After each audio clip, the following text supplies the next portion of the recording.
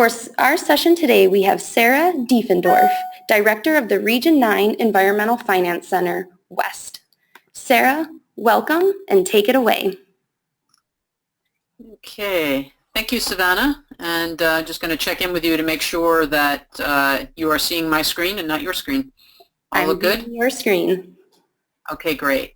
All right, thank you, Savannah, and thank you to the Finance Center Network, and good morning to those of you on the West Coast, and good afternoon to those of you on the East Coast, and everybody in between. So I'm going to jump right in, and I'm going to start with some results of the 2015 Annoying PowerPoint Survey, something done by a guy named Dave Perotti online. He's done them for several years. He gets about 1,500 responses. It's probably not the most scientific poll, but it's pretty indicative of what people find annoying. And it's important to remember that in his poll, more than half of people feel that half of all presentations are annoying. And that's not good. That's not good for us. That's not good for anyone giving a presentation. And we need to think about what we're doing, because we don't need to make the people who are watching us angry or annoyed at what we're doing and what we're trying to present and what we're trying to achieve. Within his survey of those who responded, and I think for all of us, we know that most meetings that we attend these days include a presentation, and they almost always include a PowerPoint presentation. Some of those top annoyances that people mentioned at the very top, 72% of the people were annoyed when the person who was running the presentation either read the slides aloud or used full sentences. And we need to think about this, because when we're reading our slides aloud, it means we're facing the slides and we've got our back to the audience. So not only are they looking at the back of our heads, but they also can't really hear us. And I know this sounds like simple stuff, but a lot of people are still doing this, and it's an easy fix. Okay? 50.6% complain that the text is too small to read, or there are too many complex diagrams. So I can't count how many times I have sat through a presentation, one just a couple weeks ago, where somebody turned to their slide and said, well, okay, you can't read this because the print's too small, but fill in the blank, right? We hear this a lot. We see this a lot. We've been doing this for a long time. If you know your print is too small, and the audience knows you know the print is too small, why are you doing it? Why are you presenting it? If the print is too small and you have to read it, then your back's to the audience. And if the print is too small that you have to ignore it, then people in the audience are actually trying to read that small print while you're trying to talk. Make sure the audience can read your print. The words most commonly associated with PowerPoints, according to this survey: boring, long, death. So this isn't good, and we know this isn't good, and we don't want to annoy the audience we're trying to convince to do things that we would like them to do. Audiences expect more these days. All of us have been seeing a lot of PowerPoints over our time, okay? In this survey, of the respondents who see one PowerPoint a day, in 2007, that was only 13%. By 2009, 14. By 2011, 20. 2013, 26. And 2015, 30% of the respondents in this survey are seeing one PowerPoint a day. They have a lot to judge you against, and they have a lot to be annoyed by. So when we're thinking about the presentations that we give, we need to design thoughtfully. Okay, this may not look like the most thoughtful slide to some of you out there, but when I used this slide in a presentation outside of Syracuse, up in the Adirondacks, almost everybody in this slide was also in the room. And I wanted them to know when I got there that even though they didn't know me, I had actually gone online and researched them and their jobs and their communities, and I had a better understanding of what their concerns and problems and barriers were. And I wanted them to know that. I was thoughtful about the presentation I was giving them, and they got to see themselves reflected in that presentation, literally. Use visuals that tell your story. Okay, this happens to be a flood at UCLA, a burst pipe, and it's powerful. And it reminds people, oh yeah, that's what it was like. That's the kind of damage it caused. That's the kind of problems it caused. If you weren't there that day and you maybe saw it on the news, Okay, you saw it, you went, wow, but you're not going to remember it. And your audience isn't necessarily going to remember the problems that they have faced with burst water mains or contaminated wells. Remind them, show them visually what it was like when you faced these problems. So that takes us to sort of rule number one, which is move your audience with powerful visuals. You have them. We all have powerful visuals that tell the story of what we do. We know that humans process images 60,000 times faster than words. How does that work? Well, if I gave you a textual description of a plane figure with 4 equal straight sides and 4 right angles, you've read it, and probably by now you know I mean a square. But what if I just did that? Okay? The square is immediate in your head. The square is immediately translated to you as a square. It took you that much longer to read the description. We don't think in words, we think in pictures. Show, don't tell. We also recall information presented as images 6 times more easily than text. So if I said square, you're thinking of a pink square. You're not thinking of the text that I used to describe the square. We recall visual images. If I say triangle, we're all probably thinking of pretty much the same thing in our heads of a triangle. It might be different colors, but it's a triangle.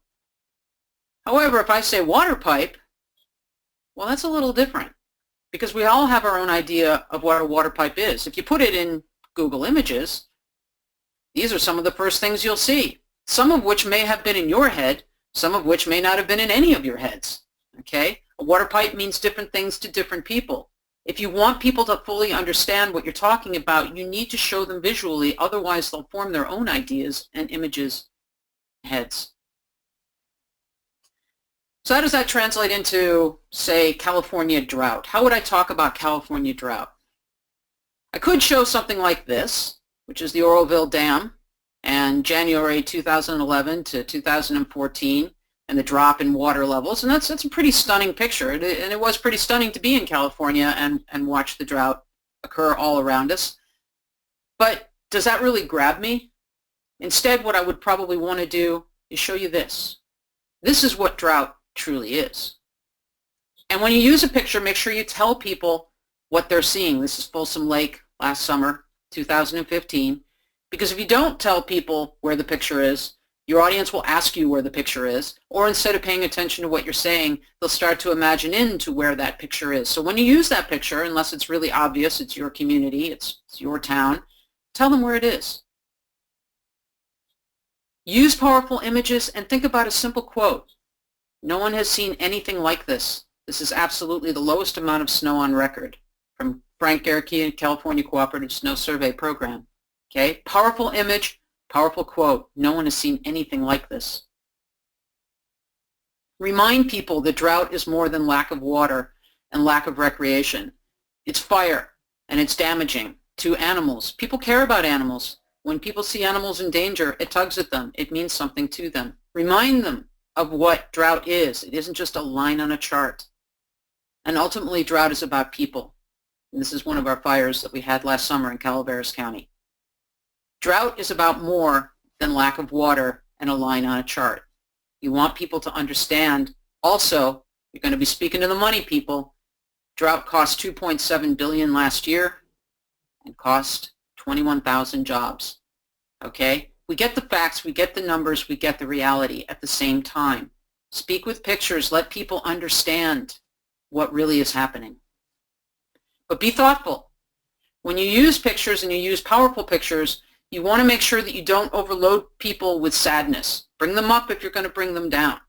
Don't leave them in a place of despair. Make sure that you have some answers and some solutions for them to bring them out of that space of where you are. So that brings us to point number 2. You want to make your point in multiple ways. In an average 30-minute presentation, people will only remember about 2 minutes. How many times have you walked out of a presentation and you're having lunch and someone says, oh, I wanted to go to that. What was it about? And you really have to scratch your head and think about, what about that presentation did I really remember?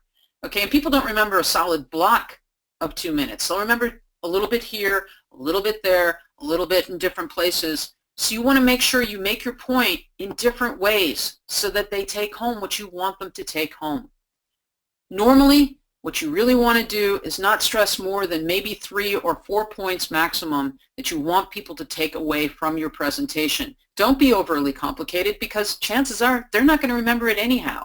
If you're worried about them taking home your PowerPoint slides and having something to read from and learn from afterwards, show them the slides with the powerful visuals and give them a written handout that they can read later. You don't have to do slideguments, the combination of a document and a slide. So this is a way that I use oftentimes to bring home a presentation that I do usually about the change in weather and extreme weather events between 1980 and 2015. And this is an example of talking about it in different ways. And I start really with tugging at people's memories and history. And I started in 1980 to 1989. In 1980, the United States was actually still facing the Soviet Union as considered to be our biggest foe. By 1985, Steve Jobs was on the picture and Apple Computer was on the rise. And by 1989, Donald Trump had made his first Time magazine cover.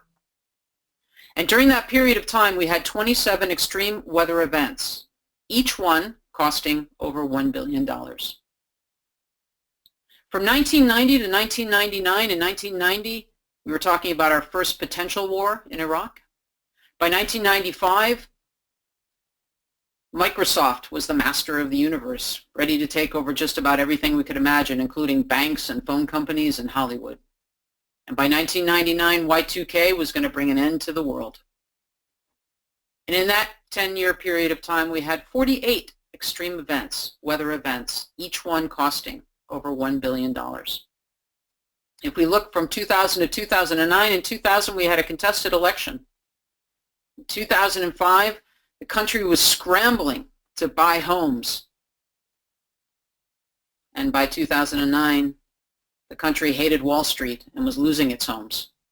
And over that 10-year period, we had 54 extreme weather events, each one costing over $1 billion. And so now from 2010 to 2015, in 2010, Mark Zuckerberg was Man of the Year, Person of the Year. In 2013, Marco Rubio was going to be the Republican savior. And by 2015, Time magazine said children born that year could live to be 142 years old. And in that 5-year period, we had 59 extreme weather events, each one costing over $1 billion. So from 1980 to 2015, the number of extreme weather events has been consistently climbing. If we look at it in a different way, and to hammer this point home, the growth is almost exponential because that last bar, although not looking so much bigger than the other three, only represents 5 years. We're on track to 118 extreme weather events in this decade, probably more. And if we look at costs per event, because there's always money people in the room and they want to hear about it, each individual event, droughts cost $9.7 billion, flood $4.5 billion, and so on, so that everyone in the room can actually see the types of events that are indicative to their regions. Mine would be drought. I would have to worry about wildfire. Don't really have to worry about the hurricanes, but I get a stronger understanding of the increase in weather events and at the same time the cost, because cost is always expensive. So that brings us to point 3. You've got to know your audience. Do your research. Know who's in your room. When you're trying to change people's minds, you have to figure out what's important to them. You need to present your case on their terms because ultimately we're going to have a hard time changing people's minds right away. But if we can get them to the point, that's something. We've started to move them. We've started to open the doors. And using pictures opens doors. If I wanted to inspire people, give them hope, and I was speaking to an audience, say, of over maybe 50 years old, I might show this picture of the Apollo 11 moon landing. And a lot of people would be stirred to remember where they were and how they felt when man first walked on the moon. It's inspiring to some of us. Unfortunately, to the millennials who are sitting here watching this presentation, what maybe inspired them was the first Mars landing. The moon landing is in the history books. Remember who you're talking to. Remember who your audience is. If your audience is primarily older, you're going to address them differently than you would a younger audience, or even better, understand that your audience is going to be mixed and you need to reach them all. And what about those millennials? We've done this kind of presentation. We've done communications presentations and workshops all across the country, and a lot of people are scratching their head about millennials. How do we reach them? Or why should we? And we need to remember that the millennial generation is the biggest in U.S. history. It's even bigger than the baby boomers, according to a Goldman Sachs study. 92 million millennials out there between the ages of 15 and 35. Okay, 61 million in Gen X and 77 million baby boomers. There are a lot of millennials out there, and they are moving strongly into the workforce. When millennials were asked, how do you communicate with others about ideas, services, or products? Also the Goldman Sachs studies. For millennials, 44% text messaged, 38% use social media, 38% instant messaging, and 16% blogging. Gen X, 32% texting, 25% social media, 19% instant messaging, and 7% blogging. Boomers, 15% texting, 11% social media, 8% instant messaging, 2% blogging. So while this presentation is about giving effective presentations, it's also about reaching out in the right way to various generations. And if you're not on social media, you think 38% is a small percentage now, it's almost 50, and it's only going to get worse for those of you who want to stay away from social media. It is a venue of communication that is here to stay. When asked or stated, when a brand uses social media, I like that brand, 34% of millennials agreed, 16% of boomers. Use social media. 55% of millennials watch video several times a day. Use videos in your presentations. Think about using them. They don't need to be difficult. They shouldn't, however, be talking heads, and they should never be over 2 minutes. All of you have interesting jobs out there. All of you have interesting things to say about how you're trying to convince people to either pay for what you want to be paid for or to build what you want to be built. Here's a simple video that shows a pretty big water problem in a very dramatic and forceful way that is very short and reminds people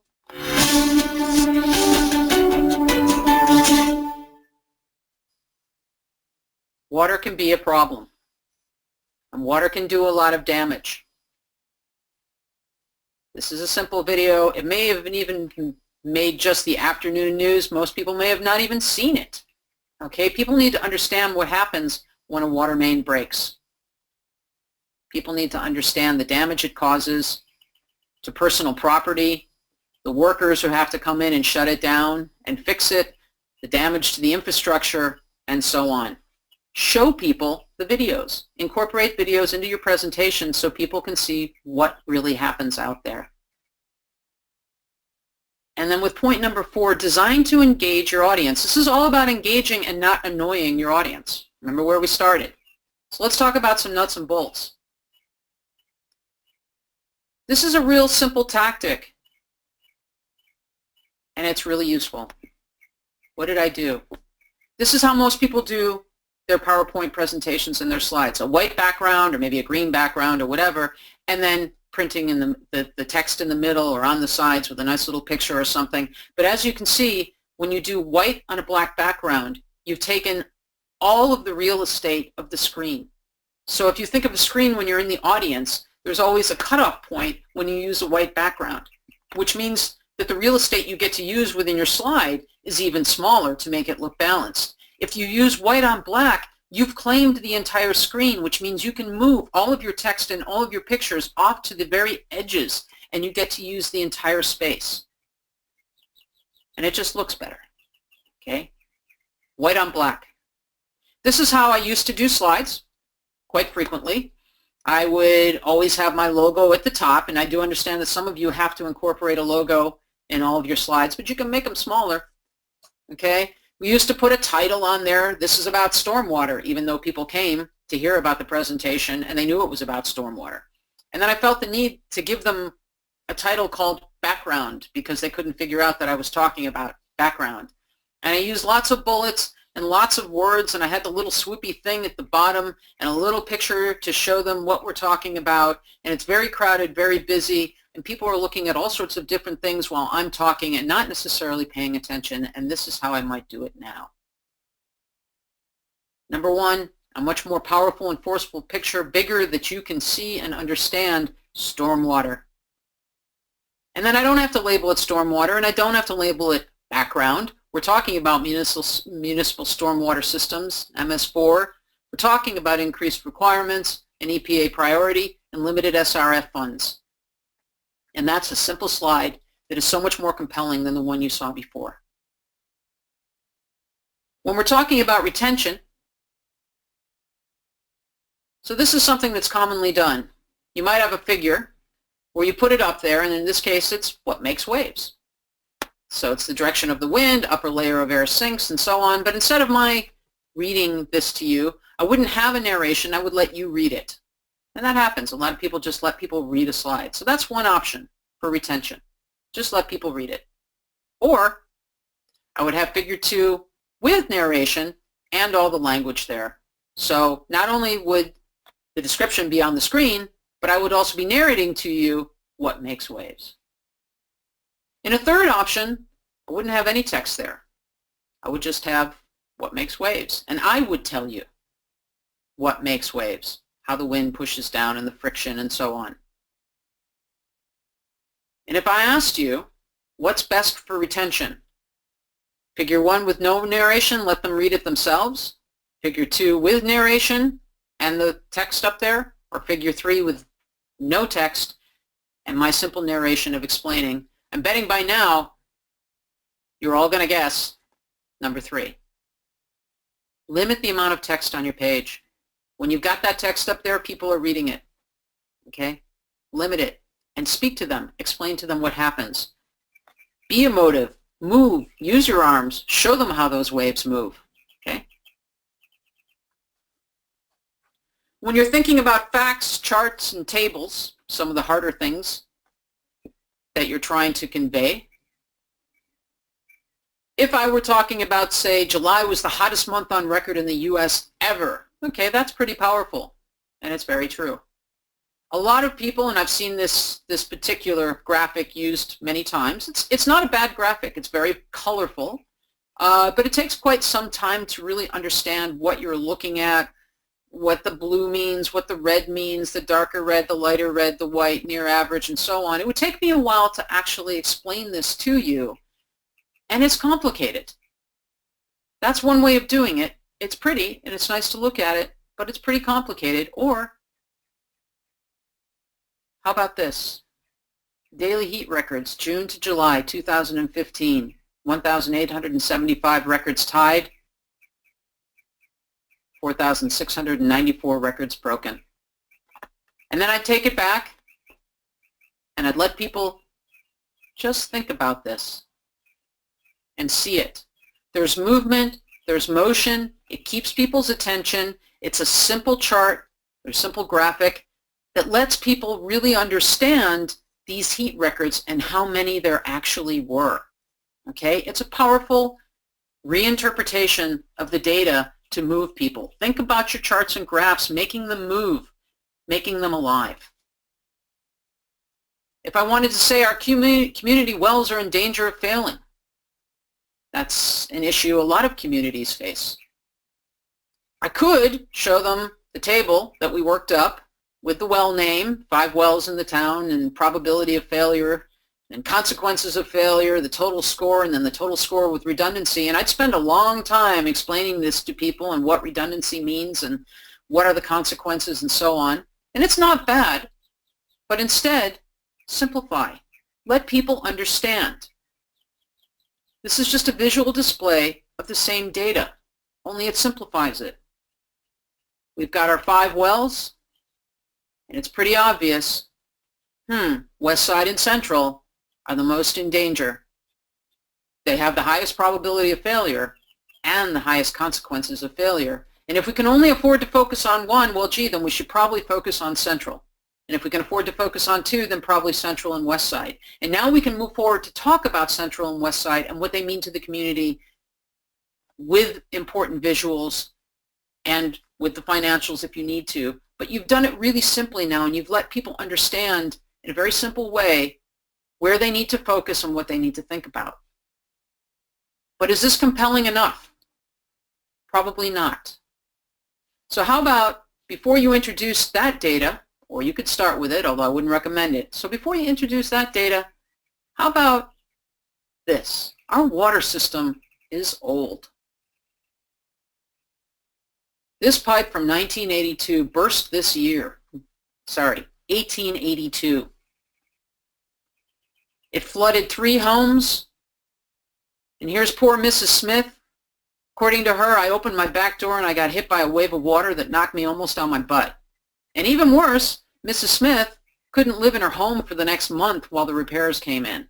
And of course, the city has to cover the costs of that. And at the same time, there were 63 job hours at a cost of $26,459 to fix the problem. And that's just one broken main. We had this many water breaks last year in our community.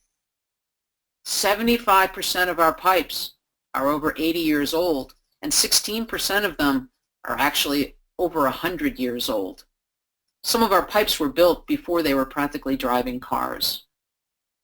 The arteries of our water system are clogged. They're bursting from the pressure.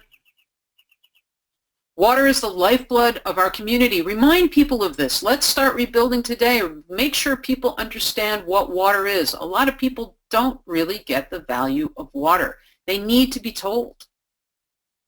Water is incredibly important for a thriving economy. Water is what feeds our community environment, and water provides for a resilient tomorrow.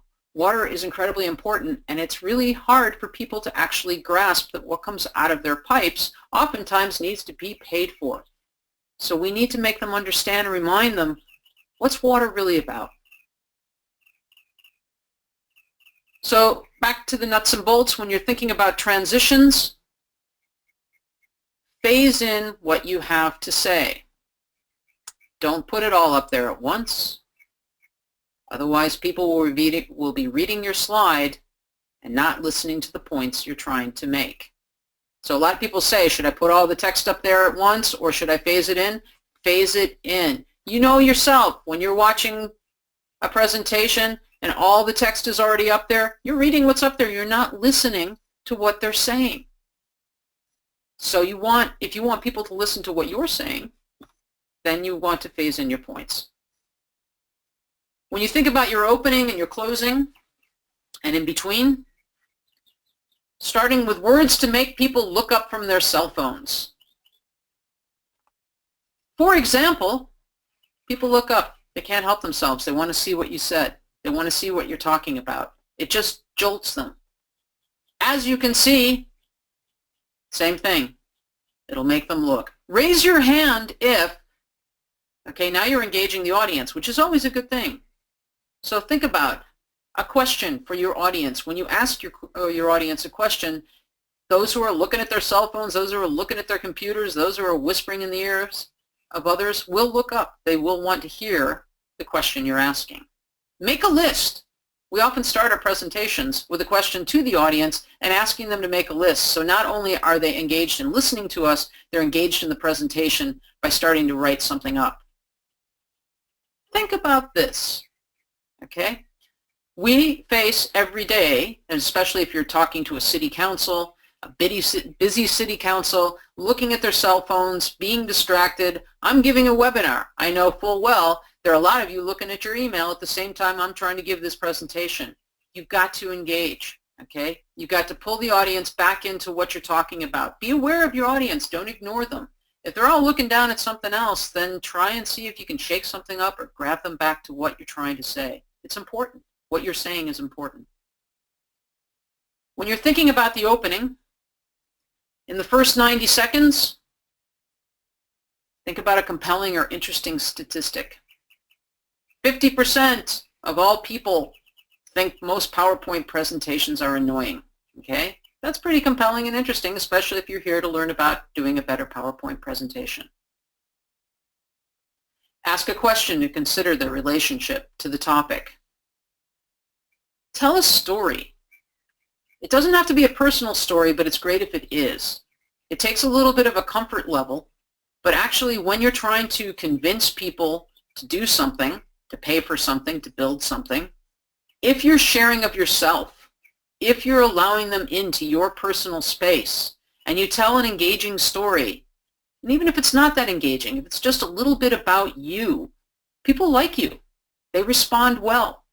Telling a story is a powerful, powerful thing to engage your audience and get them on your side. It disarms them when you tell a story, a personal story about yourself.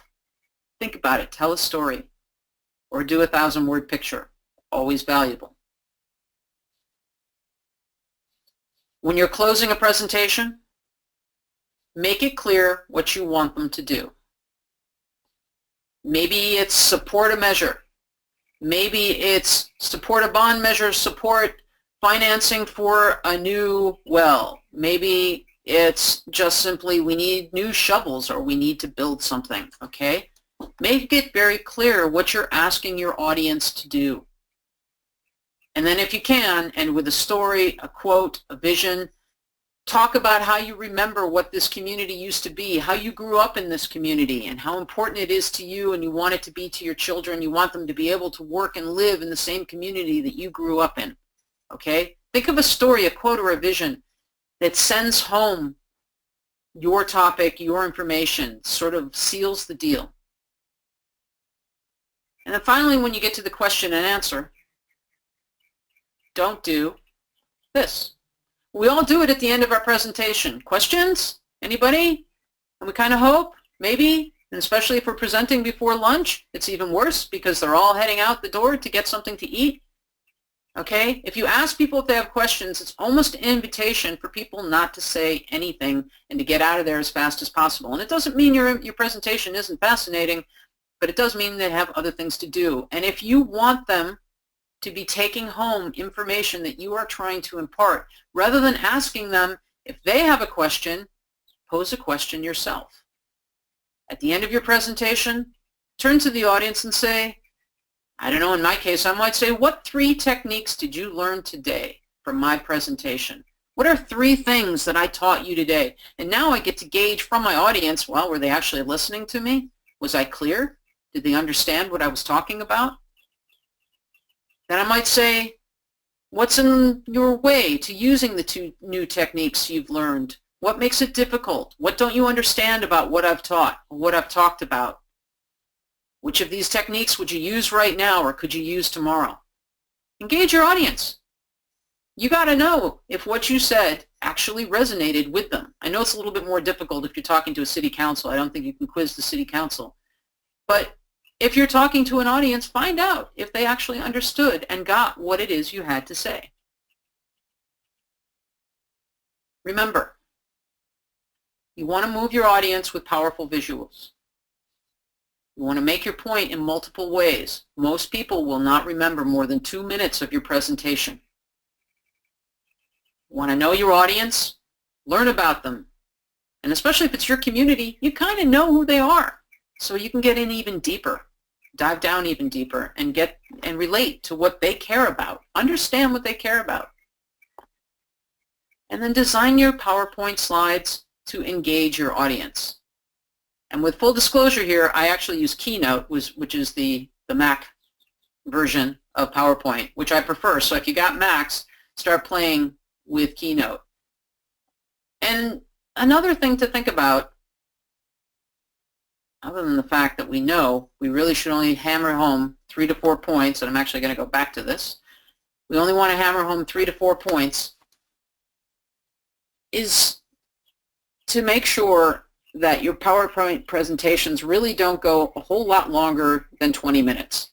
And I'm breaking my rules today, and I've probably given you more information than I normally would if I were giving this presentation as part of a larger communications presentation.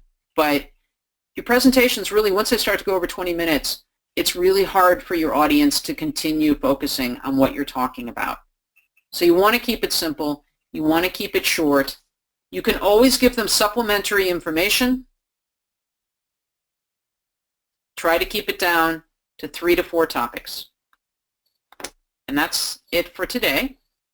And as I said, I don't want to give you a 45 to 50-minute presentation, so I kept it as short as I felt I could for a webinar, and I don't think anyone's going to complain that we're ending a little bit early. So I am open for questions now. Hi, and I'm Sarah. going to turn it back to Savannah. Thank you so much. So we did have a question, and it was regarding the software program that you used to produce this presentation. Was Yeah, and it's... the Keynote for Mac? Yeah, it's a Keynote for Mac. Unfortunately, I use a Mac. You can't get Keynote if you use a PC. But there are, even PowerPoint's pretty good these days. So really, take your time, give yourself some time, learn these presentation software packages. Learn them well so that you can do movement on your charts and your graphs. Learn them well so that you can do smooth transitions. Figure it out. Give your audience a break.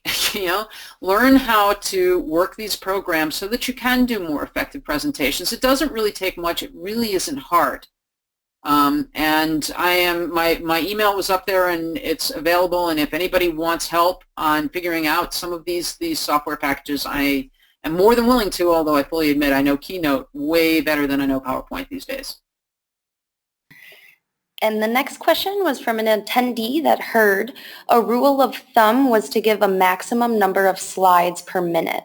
Your advice seems to focus on minimal info on each slide, focusing more on images. Do you think you should still be limiting the number of slides in a presentation?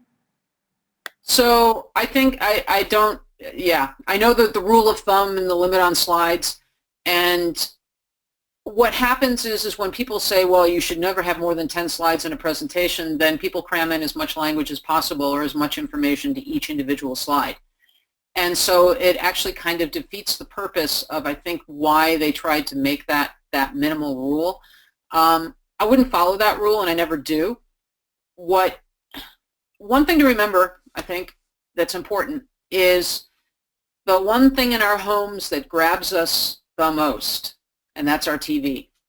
And when we watch, say, a TV commercial, try and count the number of edits in that TV commercial. How many times does it jump from screen to screen to screen to screen to screen to tell you a different story? It keeps jumping, right? There are probably maybe 30 edits in a 30-second commercial. And it's a constant shift of picture and information. And that's sort of what we are trying to capitalize on. I'm trying to tell you a story with the visuals, and I want you to listen to me. I don't want you to read what's up there. I want you to listen to what I have to say. And so I would actually ignore the rule of thumb and put those visuals in there. Make people understand what you're trying to say, but say it. Don't show them with language and with words. Yeah, I'd ignore the number of slides per minute rule. The next question is, how do you know if you can put pictures from the web onto your PowerPoint? Yeah, and I cheated today, I have to say. And there are actually some pretty good sites. There's Flickr Commons, and if you use Flickr Commons, you just Google it. There are there are like thousands and thousands of free photos that are available to you, and most of them, all you have to really do is like put the person's name in the corner and that you're not using it for commercial gain. And so there's actually a lot of resources out there. There are resources for free music. And so I can actually include that as a slide in this presentation when we put it up there so that you'll have some of the links to where you can find free music, how to convert YouTube videos. I don't know if that's always a bit of a challenge, sometimes downloading YouTube videos. There's a couple programs out there that are good for that. And I can include that in a slide for this so that people have that information. Perfect. And the next question, is there a preferred seating arrangement to presentations that work best? Okay, so it's really interesting because you can actually change the way an audience behaves just by changing the seating in the room. And I've seen it happen and I've done it. I hate audience style. It makes it easy for people to kind of ignore, I think, what you're trying to do. I prefer actually, when we do our workshops, we actually have maybe between 6 and 8 people at round tables, so that we also tend to have an awful lot of exercises for people to work together on, so they're already built for that. But there's a certain level of commitment to the people at your table. When you're sitting at a table with, say, 5 other people or 6 or 7 other people, they become kind of the monitors of your behavior. And so if you're sitting in there at that table with people that you're getting to know, and all you're doing is spending all your time on your cell phone, they see that, and you know they see that. So I think it's a lot more difficult for people to ignore what's happening up there if you have people arranged in that circular, round circle tables or square tables or whatever, as opposed to the audience structure. I'm not a big fan of the audience structure. So that's row after row after row. Is that clear? I think so. The next question is, how much more time does it take to format a presentation using these tips compared to a typical presentation with bullet points and the default settings? Does it add 50% more time to prepare? There must be some websites or blogs that demonstrate examples of great presentations. Is there one that you recommend? So, okay, there are a couple of different questions here. In the beginning, it's going to take you a while. I fully admit that. For me now, it's actually much faster to put together a presentation because I know my stuff. You know your stuff. I mean, if you don't know your stuff, it's going to be a little bit more difficult. But when you really know it, and most of us really know it, you don't need the words up there. And so then it just becomes almost fun. I mean, it is actually, for me, it's fun to put together presentations because I actually get to think of the visuals and the story I want to tell as opposed to the bullet points and the words I want up there. As far as more time in the beginning, when I first started doing this, yeah, it's going to probably, your first one, it'll double your time at least, triple your time, because you really need to think about it. It's so much easier to put a couple sentences up there with bullet points because we all know how to do that, and that's why people still do it, because it is so easy. I'm trying to think, is it SlideShare? Honestly, I don't know of online sites that shows how to do really good presentations, or I think it's SlideShare. Maybe has some up there. I think oftentimes you have to purchase them. I've also, though, seen some really bad presentations that get put up on these sites, so you have to be kind of careful and think them through. But yeah, it is timely. If I think of something, like I said, I'll add it to my slide. I don't really go to too many other sites that show slides that are, effective presentations or how to do them. But it will take time in the beginning when you first start this process. Thank you, Sarah. So for now, that is all the questions that have come through. Before we wrap up, I would ask attendees that we have 2 more polling questions to send for you. The first is if you would like to subscribe to the Environmental Finance Center blog. If you want to sign up for the blog but did not have the opportunity today to submit your polling answer, you can sign up for the blog on our efcnetwork.org website. Closing the poll. And the next poll is, if you are a small water system, 10,000 or fewer people served, would you be interested in receiving in-depth technical assistance? And again, if you are unsure about technical assistance or did not have the opportunity to submit your polling answer today, please review the technical assistance form on the efcnetwork.org website. And getting ready to close the poll now. And lastly, I am sending out a Google survey through the chat box. Please take the survey for today's webinar if you have a chance, just to let us know your thoughts. You will also receive a follow-up email tomorrow with the survey link, as well as the link to the slides and recording. Oh, it does seem we're getting many thanks through the question blog, Sarah. And as of right now, that is all that we have for today. Do you have any other things that you would like to say, Sarah? I encourage people to think about the presentations, think about what they're trying to get across, and to start taking their own pictures.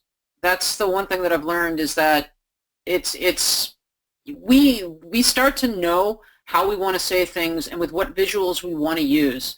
And get out there with your camera, get out there with your cell phone, take the video. When you arrive on a site where the pipe is burst, or there are problems, or there are guys working in a snowstorm in a pit on a pipe, videotape it, okay? Think about all of the opportunities you have to take those pictures, to videotape your lives, your work, what you're doing, that will communicate it to the people that you're trying to influence. Do your own pictures. Once you start down that road as well, it becomes a lot easier to tell your story, because you're starting to think that way. Perfect. Thank you so much for a thorough presentation today on how to communicate water. Great information. Great. Thank you. All right. Thank you all attendees today, and have a great day.